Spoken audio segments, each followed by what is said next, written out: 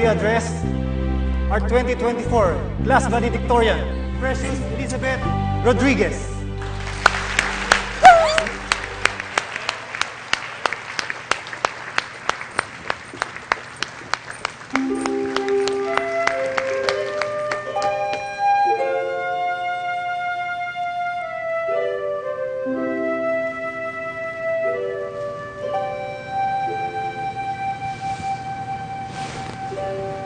10 years ago, lumipat ho ako sa school na to galing sa maliit na eskwelahan sa probinsya namin.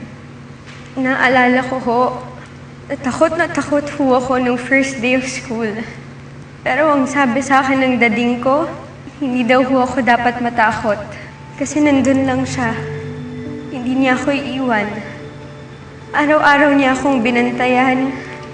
At kapag hindi ho siya pwede, nanay o tatay ko ho ang sumusundo sa akin.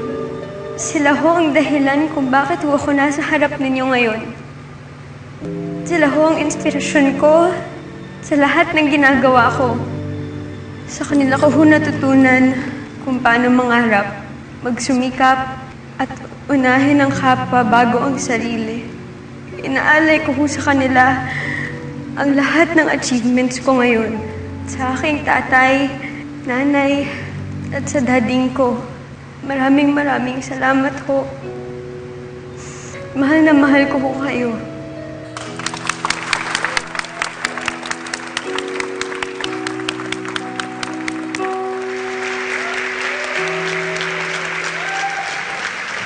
Ay! Ayan na siya! Cupcake! Cupcake! Mother Lexi, Ngayon naman, pagbigyan niyo nga ako, huling hirit ko na ite. Congratulations.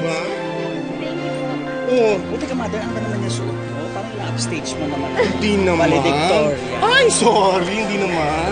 We're gonna be late 20 minutes na lang yung reservations natin. Sama na tayo? Uy, pinaalala mo. Sige. Tara na. Halika na, Cupcake. Halika na. Saan ba yun? Halika na. Malapit lang. Halika na, bilis. Precious, anak?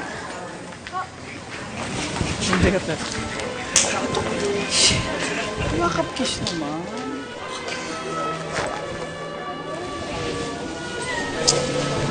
Ang laki-laki mo na.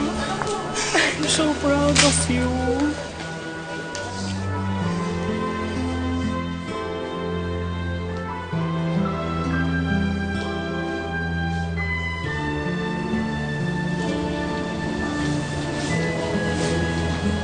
I love you, Precious.